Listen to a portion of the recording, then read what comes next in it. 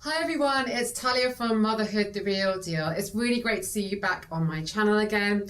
So today I really wanted to cover the topic of confidence and mums going back to work.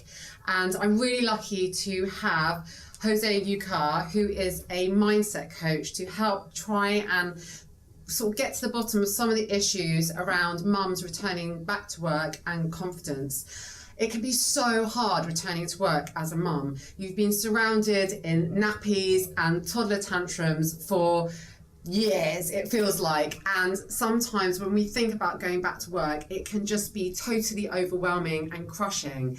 And having spoken to so many mums, one of the biggest issues all round in terms of returning to work has to be those confidence levels. So let's get to it. In terms of confidence, Jose, and mums returning to work, some of the things that mums have mentioned to me are problems with lack of identity, feeling like they have forgotten their skill sets, feeling like their priorities have changed. The list goes on. What is your view in terms of confidence in mums returning to work? Well, thank you very much, first of all, for having me in your program. I cannot help but to speak about one of my mom's friend in the past. She was a very successful businesswoman, and she decided to have babies. And she actually decided to have babies on her own. She wasn't married or anything, so she just went down that way. And she raised her babies, and she found herself in a similar situation to the one you just described. And I remember having that conversation with her, in which I asked her, have you always been a mom? Is that who you've been all your life? Do you ever remember a different situation? Were you ever a student? Were you ever a businesswoman? I don't know. Were you ever a skater? My point is, we have got different identities. And remember, and I think we were discussing that today before we started the program, that we have got different behaviors depending on the environment. And I also believe that if we have done it in the past, we still know how to do it. Do you remember when you learned how to cycle? Sure. Yeah, well, I do as well. And I remember I fell a few times, and I haven't done it in years. And I know I have a bike at home, and I just need to jump on it. And it's all in the unconscious, it's all there. It's all stored for you to be used. So if you used to be a successful businesswoman, and then you went home and you want to go back again, you know it all. It's all in there. You have got those resources. And then if you become aware of what potentially the market needs, nowadays you can learn it all online, you can research, so you can gain all the tools that you think you need to gain that confidence back. So what you're saying is, don't listen to that kind of little voice telling you, oh, well, you haven't been doing it for years. You don't know, you've just been surrounded in nappies and you've just been talking in sort of like toddler language to your 2-year-old or whatever. It's like, don't listen to that. Remember who you used to be. You're still that person. Yes, exactly. And once you go into that environment, you'll change. Again, it's when you say don't listen to that inner voice, which I like to call it, potentially listen to it and see what you can take from it. What can you learn from what that inner voice is telling you? Because it's giving you some feedback. So it may be telling you that, yeah, you may not be ready to go out there, and up to an extent, it may be right. So what if you use that and then you just go, okay, so to be where I was before, what do I need? Do I need to actually go out networking? What new skills do I need? Am I good doing things online? Do I need to learn that to go back in the field? So it's actually that insecurity sometimes, if you turn it into your favor, it can be a positive thing. So it's thinking about the things that I guess make you feel unconfident and thinking, okay, well, how can I actually regain my confidence in those areas? Like you say, whether it's going out networking or whether it's by refreshing or learning new skills, it's kind of looking at it in a proactive way. Yes, and I think we touched on identity. If you go back to who you were, for instance, once in your life, before you were taking care of your children or your babies, you were, say, I'm thinking about this example from obviously my mom's friend, she was a successful person back then, so that was her identity, and she had her beliefs around that. Then those beliefs changed when she changed her identity. So what's stopping you moms from actually going back to that previous identity, going back into that businesswoman mindset, or the person that wants to go out and start a new business. I guess one of the struggles, though, and I'd love to know if everyone out there feels the same, is your priorities have changed since you become a mum. And obviously you're talking about, well, what's stopping you? Well, in some ways it is that change in priorities. So how can you address that as something that's sort of standing in the way between you and your confidence levels? Where I would probably ask, where would your balance be? Because I didn't finish the story about my mom's friend. What she did in the end was she started a business which she loved, which took part of her time, again by going back to some of her priorities, and then still kept some of the previous priorities, which was obviously taking care of her children. So she found that balance. So it's again just asking yourself, what is it that I really want? What is it that I want to achieve? It's a small goal that you have, because you're feeling something that is lacking in the inside, which happens to all humans. So that's really interesting, because I feel like there's a lot of talk around work-life balance, and obviously a mum returning to work can feel really anxious about that work-life balance. So do you believe that work-life balance can be achieved? It can. Wow. That's such a big question, I know. You're putting me on the spot here. Can I actually just speak first about anxiety? Yeah. Because I think that's very important. If you're feeling anxious, and we all do, in a way, whenever we're going to start something new. Speaking about tips, which I think you also wanted me to share while speaking obviously to all of you moms, it's as simple as this. You're feeling that anxiety. Put yourself in the future, a couple of seconds or even minutes after you have achieved what you wanted to achieve, and let me know how you feel different. I just would like them to actually do that. For instance, if you want to begin in a new job, how is that new job? Picture it in your mind. How do you feel? What do you see? What do you hear? And then put yourself 5 minutes after you have got that job. How is that for you? How do you feel different now?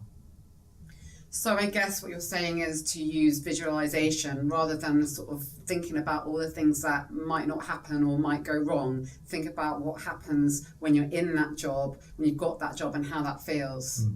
Yes, and how do you tend to behave better or have the tools that you need to achieve something? Do you work better when you are anxious, or do you work better when you are confident and you will get to that place? And that's what these tips, that kind of exercise helps you to just realize how you're going to be when you get there. Well, I know what the answer is for me. Definitely being more confident, easier said than done. So I guess what I really like, as we talked before, is to explore some other sort of practical tips and strategies to help mums who want to return to work increase their confidence levels. What can you share with us? I have a very powerful one, which I really like. And this one is called Circle of Excellence. And you can call it anything, because I personally call it my little rocket. Okay, so that's the beauty of this. You can all call it whatever you want to call it, as long as it works for you. And the Circle of Excellence is just, it's actually an exercise that's quite kinesthetic, but I can give you some tips and you can practice them at home. It's basically right in front of you, visualize a circle, okay? And just give it the shape you like, the size you like, the colors you like, okay? And you see that circle in front of you. And now I would like you to go back to that moment in which you felt fully confident and you had everything you needed around you to feel confident. We're gonna carry it everywhere. So that's the beauty of it. So what I would like you to do now is just go back to a moment in which you felt really confident and see what you saw, hear what you heard, feel what you felt at that time. Think how confident you were. Let all the emotions run through your body. And once you get in that emotion to a peak, just walk into your circle of excellence and release all of that energy in there. You can actually add music if you wish. Any smells you want to have in there. And come back out. I would like you to do that over and over again, probably 3-4 times, until you feel like obviously there's not much more you can fit into that circle. And once you're finished, I would like you just to grab your circle, pack it, and place it anywhere you like. Carry it with you all the time. Wow, that is so uplifting. As you're saying that, I feel like I am sort of bursting with confidence. And I mean, I'd love to know what everyone out there thinks when you try that exercise. Do you feel the same? And I really love the way that you said, you know, if you don't feel confident, think of someone else that is confident, because as some of you may know, my tagline in life is fake it till you make it. Anyway, so that's wonderful. So I guess my last question is something that so many of us mums struggle with is that inner critic, that sort of inner voice we have, which constantly belittles us. And obviously when you're returning to work and trying to feel confident about returning to work, that is the last thing that you need. So do you have a good tool or tip or strategy for dealing with that self-critical inner voice? Wow, the inner voice. How is it that you call it, the cheeky monkey? The cheeky monkey. Yeah, it doesn't help us in many occasions. One thing I started doing, which is I think very easy to use, and it may work for some of you, and I even think you Is this the Mickey Mouse one? Yeah, exactly. Yeah, and because even my brother has done that, so it can be applied to anybody. And it's basically when you feel that voice that goes on and on and on, and you got it, you know, either here or here, anywhere. And what I tend to suggest is just, how about you start mocking that voice, and give that voice, well, you just said it. You just give it the Mickey Mouse type of voice in which you go, oh, hello, I don't know how he talks, just something like that. And because that one, in a way, I mean, well, straight away actually, takes all the power from that voice. And I've done it, and I still do it because it happens to all of us. As I said, I wake up in the morning, it's just like, oh my goodness, there he is, I know he is. Hey. So I change the voice right away, I mock him. So it's me just doing that to the voice, and right away, I feel better. I don't know, how did it work for you? Yeah, I love it. I have to confess that when I am having that sort of moment with my critical inner voice, that I also use the Mickey Mouse self-talk. Oh, Talia, don't be so smiling like this, you know? You just take it easy on yourself. And it is magic. So I would definitely recommend using that at home when you need a bit of a confidence boost to silence that really irritating inner critical voice. So thank you so much, Jose. Such amazing tips. I really hope that is useful to all of you mums looking to return to work, needing a bit of a confidence boost. Actually, I would like to ask one last thing before we sign off. For any mum out there who is looking to have a confidence boost, returning to work, please can you give your most ultimate pep talk to them now? Stop. Sorry, I really was just like, but you know, I do love a pep talk, but that's quite big on three. First of all, I'd like to say to you, which is something I said to my mom as well, you are amazing. And if you manage to bring us to this world, are you going to tell me that you're not going to be ready to face the next challenge in your life of actually just finding the job you like or setting up a business after you've actually managed to raise people like us and bring us to this world? Please don't give me that. Remember, you have got all the tools you need in you, and whatever you need to learn, you just go out there and do it. So go for it. There you go, everyone. You've heard it. You know, you've got this. You've got this. I know that returning to work can be such a daunting prospect, but as Jose says, you have got all the tools and you've got so much knowledge and power within you, and you can totally own this. So I really hope that this has been helpful for you in terms of boosting your confidence in that sort of route to going back to work.